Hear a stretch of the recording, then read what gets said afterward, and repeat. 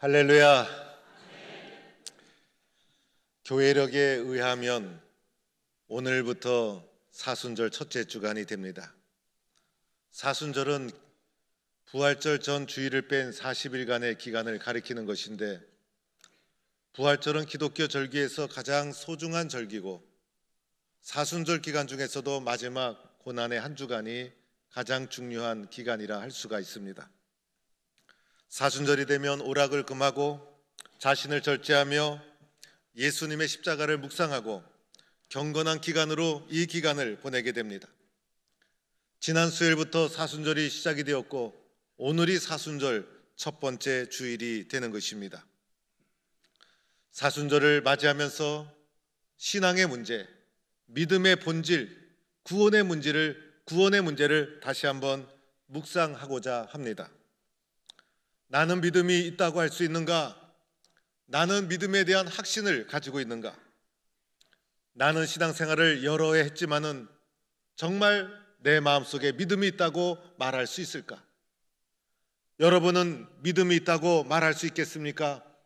여러분은 믿음의 확신을 가지고 있습니까? 오늘 우리는 예수님 때문에 이 자리에 나왔는데, 나에게 있어서 예수님은 어떠한 존재인가? 다시 한번 생각하는 시간이 되었으면 합니다. 이스라엘 백성에게 구원의 문제는 익숙한 문제였습니다.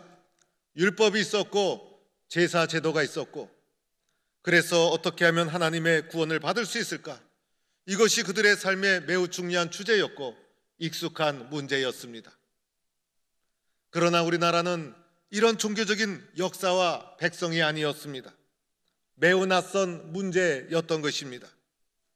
그러나 예수 믿는 우리들에게는 너무나 소중한 문제입니다. 그래서 이 문제를 우리는 다시 한번 확인해야 된다는 것입니다. 교회 다닌다고 해서 다 신앙이 좋은 것이 아니죠. 구원의 문제, 믿음의 문제가 확신 있게 해결된 것이 아닌 것이에요. 교회 다니면서도 신앙 없이 열심을 낼 수 있고, 신앙이 없음에도 불구하고 직분을 가질 수가 있는 것입니다. 믿음 없는 신앙생활, 확신 없는 신앙생활에 결국은 얼마나 허무할까? 그래서 신앙의 중심이 되는 믿음의 문제, 확신의 문제, 예수 그리스도에 대한 믿음의 문제를 우리는 견고하게 다져야 되는 것입니다. 믿음과 구원에 대해서 성경은 우리에게 어떻게 말씀하고 있는가? 성경은 구원의 문제를 우리에게 너무나 쉽게 말씀하고 있습니다. 오늘 읽은 말씀 가운데 마지막 13절 말씀, 누구든지 주의 이름을 부르는 자는 구원을 받으리라.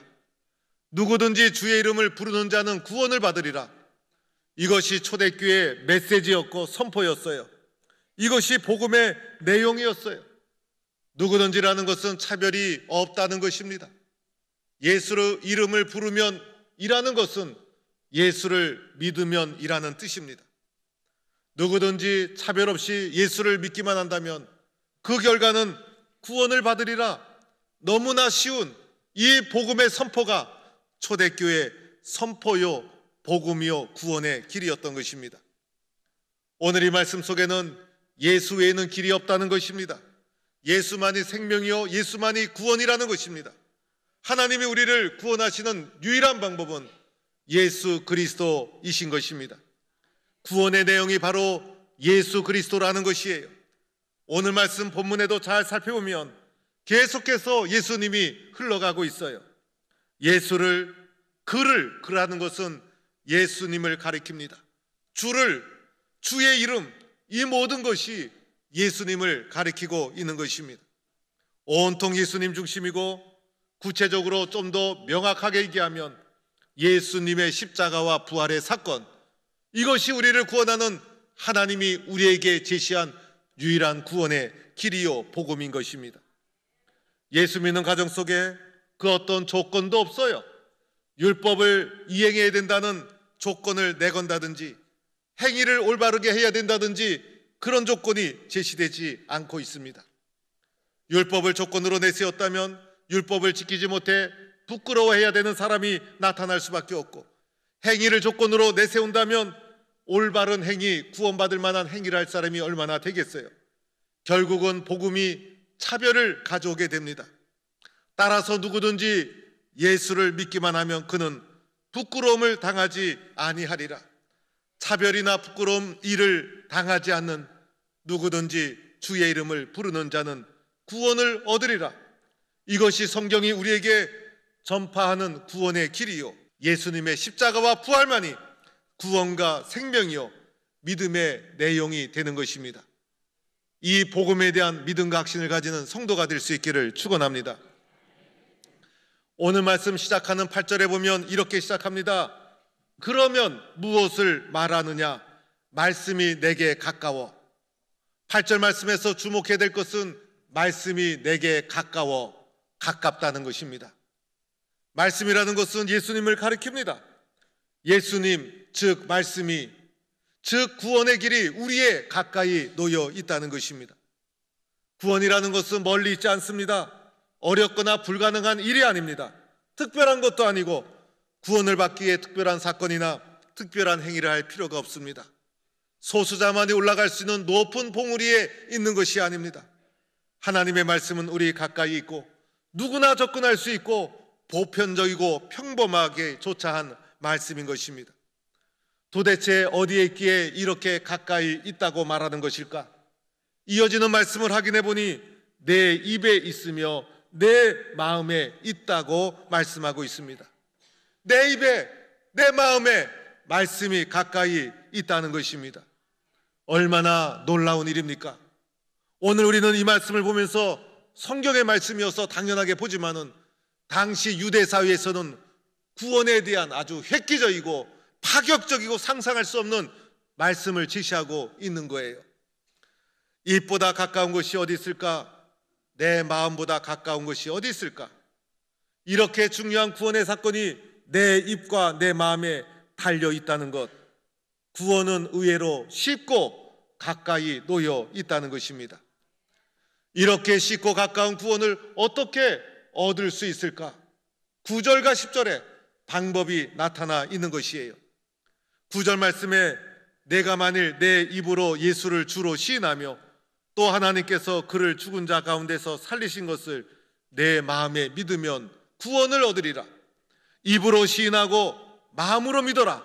그리하면 구원을 얻으리라. 10절 말씀에도 잘 살펴보면 9절의 말씀을 동일하게 반복하고 있는 것입니다. 사람이 마음으로 믿어 의에 이르고 입으로 시인하여 구원에 이르느니라. 9절과 10절이 다른 점이 있다면 순서가 바뀌었어요. 9절에서는 입이 먼저고 마음이 이어서 나오고 10절에서는 마음이 먼저고 입이 이어서 나오고 있는 것입니다. 입과 마음을 교차적으로 반복하며 강조하고 있는 거예요. 순서보다도 더 중요한 것은 입으로 시인하고 마음으로 믿는 것, 이것이 너무나 소중하다는 것입니다. 이 말씀을 정리해서 말씀을 드린다면 첫 번째로는 입으로 시인하라. 입으로 시인하라. 시인하라는 것은 고백하라는 것이죠. 입으로 고백하고 시인하는 것이 구원의 소중한 방법이라는 것입니다. 예수님께서 제자들에게 너희는 나를 누구라 하느냐 물어보셨죠. 예수님이 왜 제자들의 마음을 몰랐겠어요? 그러나 제자들의 입으로 고백하는 것을 주님은 원하셨던 거예요. 그 고백이 너무나 중요했던 거예요. 그러자 베드로가 주는 그리스도시요 살아계신 하나님의 아들이십니다. 입을 열어서 고백하자 예수님이 너무나 기뻐서 제자들을 칭찬하고 베드로를 칭찬하고 너무나 기뻐하시지 않았습니까? 신앙이라는 것은 입술로 고백해야 합니다. 마음속에만 머물러 있으면 이 마음이 쉽게 사라질 수 있어요. 마음속에 머물렀다가 쉽게 변질되고 사라질 수 있는 것, 입을 열어서 다시 한번 마음에 있는 신앙의 고백을 확인하고 선포해야 된다는 것입니다. 그래서 우리들은 입을 열어 자주 표현을 해야 합니다. 예수님 사랑합니다. 나는 예수님을 믿습니다. 나는 예수님의 십자가와 부활의 확신을 가지고 있습니다. 나는 예수님 없으면 살 수가 없습니다. 예수님은 나의 생명과 구주가 되십니다. 이렇게 예수님에 대해서 입을 열어서 자주 드러내고 표현하고 나타내고, 이것이 너무나 소중하다는 것입니다. 여러분, 입에는 능력이 있죠. 내 입에서 나온 말이 능력이 있어요. 그래서 내 입에서 나오는 그 순간 그 말이 내 마음을 잡아주게 됩니다. 저도 말씀을 선포하면서 제가 준비한 말씀이지만 제 입에서 나오는 순간 어떨 때는 눈물이 나오고 어떨 때는 제 마음속에 뜨거운 감정이 올라오고, 그래서 제 말에서 입에서 나오는 말씀에 제 마음이 스스로 은혜 받을 때가 있어요. 그뿐이 아니죠. 말로 나오는 순간 다른 사람에게 영향을 끼치게 됩니다. 입을 다물면 알 수가 없어요. 야고보서 3장 5절에 혀는 작은 지체로되 큰 것을 자랑하도다. 혀는 작고 작은 것이지만은 그 존재감이 얼마나 큰지 혀에는 능력이 있다는 거예요. 입을 열어 선한 영향력을 끼치고 입을 열어서 능력을 발휘해야 합니다. 삶을 살면서도 입으로 표현하는 것 중요하죠. 가족들에게도 사랑한다, 아내에게도 사랑한다, 남편에게도 당신이 최고입니다. 표현하고 그 말을 들으면 얼마나 기분이 좋은지 모릅니다. 부모님에게도 고맙습니다, 사랑합니다, 감사합니다. 이런 표현이 너무나 소중한 거예요. 어떤 사람은 이렇게 말해요. 마음만 있으면 됐지 꼭 말로 해야 되느냐? 여러분, 그 마음을 어떻게 알 수 있어요? 그 마음을 열어볼 수 있어요? 들여다볼 수 있어요? 그 마음을 알 수 없잖아요. 말로 표현하는 것이 맞습니다. 말로 표현해야 돼요. 그래서 설교할 때도 그냥 눈만 말똥말똥 하지 마시고 아멘 할 때는 아멘 응답해 주세요. 쟤도 지금 은혜 받고 있구나. 그래서 저에게도 가끔 은혜 받았습니다 말씀해 주셔야 힘이 나고 알게 되는 거예요. 입을 열어 아멘 하는 성도가 될 수 있기를 축원합니다. 입 다물고 있으면 알 수가 없어요. 알 수가 없어요. 믿는 사람들은 말도 잘해야 되죠. 아름다운 말을 하고 절제하는 말을 하고, 그죠? 말 한마디에 천년빛을 갚는다고 축복하는 말, 사랑하는 말, 존중하는 말, 격려하는 말, 얼마나 좋은 말이 많아요. 사람을 공격하고 쓰러뜨리고 음해하고 넘어뜨리고 거짓말하고 그런 말을 중단해야 합니다. 더하여 내 입으로 신앙의 고백을 하는, 영적인 표현을 하는 것 얼마나 소중한 일이에요. 내 입에 내 믿음이 달려 있어요. 내 입에 내 믿음이 달려 있어요. 그래서 우리들은 자주 입을 열어서 예수님 사랑합니다, 예수님 고맙습니다, 나는 예수님 때문에 삽니다, 나는 예수님의 십자가와 부활을 믿습니다. 내 입이 내 신앙을 잡아주는 거예요. 입술로 자신의 신앙을 지켜나가는 성도가 될 수 있기를 축원합니다. 너무나 소중한 거예요. 두 번째는 마음으로 믿어야 되죠. 마음의 믿음 없이 입술만 고백하면 거짓이죠. 마음의 믿음이 있어야 돼요. 그래서 먼저 마음에서 예수님 사랑하고 예수님에 대한 믿음이 마음속에 가득 차야 되는 거예요. 그런데 마음에서 믿음이 올라오기 위해서 전제 조건이 있어요. 마음에서 믿음이 생기기 위해서 전제 조건, 그것은 말씀을 잘 경청해야 돼요. 로마서 10장 17절, 믿음은 들음에서 나며 들음은 예수 그리스도의 말씀으로 말미암느니라. 예수 그리스도의 말씀을 듣지 않고 어떻게 바른 믿음이 생길 수 있겠어요? 마음에서 믿음이 올라오기 위해서는 말씀 경청, 이것이 선행되어야 되는 거예요. 말씀을 긍정적으로 사모하는 심정으로 잘 경청하는 거예요. 부정적으로 비판적으로 말씀을 듣게 되면 신앙에 도움이 안 돼요. 말씀을 판단해서도 안 돼요. 긍정적으로 수용하고 받아들이려는 마음으로 경청해야 돼요. 내 삶의 필요함을 인정하고 생명끈 잡듯이 수용해야 돼요. 그러면 성령께서 도와주셔서 말씀이 마음속에 들어오게 됩니다. 말씀이 이해가 되고 받아들여지고 마음속에서 느낌이 오고 감동이 되고 공감이 되고 이해가 되고 깨달아지는 새로운 세계가 열리고 눈물이 쏟아지고, 이런 역사가 마음속에서 일어나야 되는 거예요. 말씀을 통해서 하나님의 사랑을 체험하고 말씀의 능력을 경험하는 치유와 회복이 마음속에서 일어날 때 말씀의 믿음이 마음속에서 뿌리를 내리게 되는 거예요. 히브리서 4장 12절 말씀, 저는 참 사랑하고 좋아해요. 이 말씀을 암송하고 읽을 때마다 믿음을 담아서 다시 한번 이 말씀을 붙잡게 됩니다. 하나님의 말씀은 살아있고 활력이 있어 좌우의 어떤 날선 검보다도 예리하여 혼과 영과 및 관절과 골수를 찔러 쪼개기까지 하며 내 마음과 생각의 뜻을 판단하나니 지으신 것이 하나도 그 앞에 나타나지 않음이 없고 우리의 결산을 받으실 이의 눈앞에 만물이 벌거벗은 것처럼 드러나느니라. 하나님의 말씀은 살아있는 말씀, 생명력 있는 말씀, 운동력 있는 말씀. 세상의 칼은 고기를 자르고 물질을 자르지만 하나님의 말씀은 날성검이 되어서 나를 다 자르되 혼과 영과 골수 관절 다 잘라서 하나님 말씀 앞에 드러나지 않음이 없고 하나님 말씀 앞에 우리는 벌거벗은 것처럼 다 드러나요. 하나님 말씀 앞에 내가 드러나야 돼요. 내가 이렇게 부끄러운 존재였구나. 내가 이렇게 볼품없는 존재였구나. 하나님 말씀 앞에 눈물을 흘리고 나를 드러내고 그리고 말씀 앞에 치유와 회복을 경험하고 나의 경험, 나의 지식 다 내려놓고 하나님 말씀 앞에 두 손 들고 항복하는 사건이 일어나야 되는 거예요. 이의 모든 것 하나님의 말씀을 잘 경청하고 듣는 데서 마음의 말씀에 대한 믿음의 뿌리가 내려지는 것입니다. 이런 마음의 믿음의 뿌리를 굳건히 내리는 성도가 될 수 있기를 축원합니다. 입으로 시인, 마음으로 믿음, 그 결과 9절에는 구원을 받으리라, 10절에는 구원에 이르느니라. 믿음으로, 입으로, 마음으로 시인하고 믿어서 구원의 확신과 감격을 누리는 성도가 될 수 있기를 축원합니다. 얼마나 소중한지 몰라요. 입과 마음이 우선순위의 문제가 아니에요. 입에서 먼저 나오기도 하고 마음에서 먼저 생기기도 하고 입에서 나온 고백이 마음을 잡아주고 마음에서 나온 믿음이 입술로 고백되고 마음과 입이 서로가 교차하고 소통해서 고백과 믿음이 뿌리를 내려야 합니다. 그런데 사랑하는 성도 여러분, 중요한 사실을 우리가 하나 기억해야 될 것이 있어요. 놀랍게도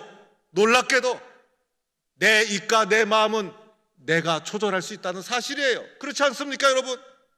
내 믿음은 내가 가진 입술과 마음먹기에 달려있다는 거예요. 내 입과 내 마음은 내가 조절할 수 있잖아요. 내 마음 조절하지 못할 때도 있긴 있어요. 그러나 내가 가장 영향력을 끼칠 수 있는 것, 내 마음과 내 입술은 내가 할 수 있잖아요. 그래서 내 입술과 내 마음, 내가 할 수 있고 내가 할 수 있는 내 입술과 내 마음에 의해서 믿음의 문제, 구원의 문제가 결정되고 있다는 놀라운 사실이에요. 우리는 구원의 사건에서 나의 책임을 회피해요. 그런데 구원은 하나님의 조건 없이 차별 없이 우리에게 은혜를 베풀어 주셔서 구원의 사건을 하나님은 다 완성해 주셨어요. 하나님의 주권적인 구원의 역사, 예수님의 십자가와 부활의 사건을 통해서 예수 그리스도를 통해 구원의 사건을 하나님은 이미 다 완성시켜 놓으셨어요. 그런데 마지막 이 구원의 사건을 나를 위한 사건으로 받아들이는 것은 나의 책임이라는 것이에요. 내 입술과 내 마음에 달려있다는 거예요. 나의 책임이 여기에 동반되어 있다는 거예요. 그래서 내부에서는 마음, 외부에서는 입, 바깥, 안에서 동시에 예수님의 구원의 사건을 나를 위한 사건으로 시인하고 믿는 고백의 놀라운 사건이 일어나는 것, 내 몫이고 나의 책임이고 내가 해야 될 역사라는 것입니다. 이거 누구나 할 수 있어요. 조건도 없잖아요. 차별도 없잖아요. 내 구원의 문제는 내가 할 수 있는 내 입술과 마음에 달려있다. 이 놀라운 사실을 인정하고 마음과 입술로 확신과 믿음의 뿌리를 내려가는 성도가 되어야 할 줄로 믿습니다. 지난주에 3부 예배 마치고 식사를 하고 나오는데 식당 앞에서 낯선 분이 저에게 다가오셨어요. 두 분이 다가오셨는데 한 분은 언니고 한 분은 동생이셨어요.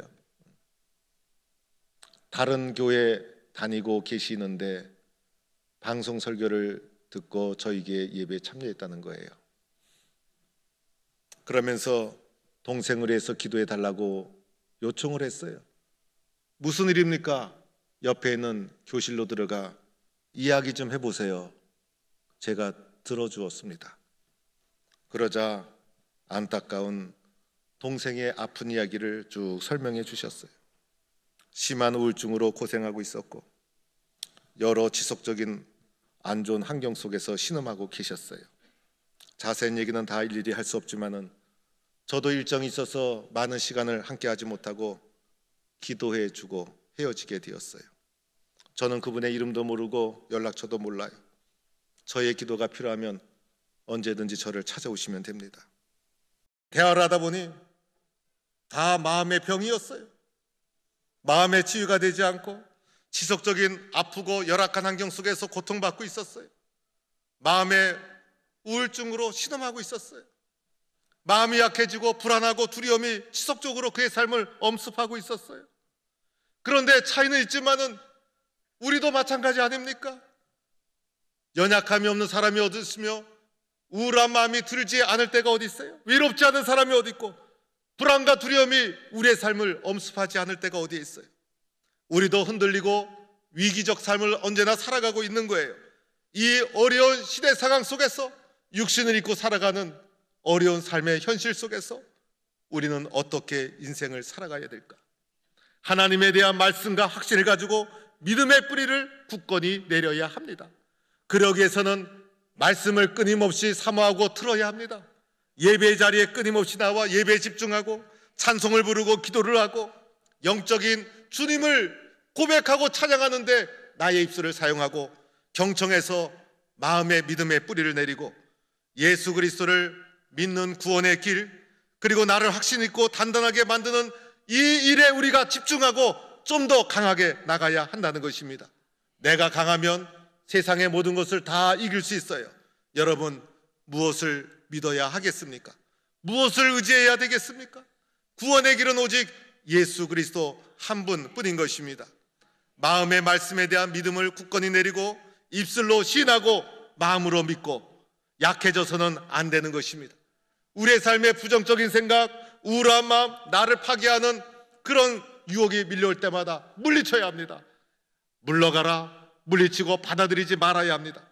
그리고 예수님에 대한 믿음과 말씀으로 나 자신을 더 튼튼하게, 더 단단하게, 더 견고하게, 더 강하게 다듬어 가야 합니다.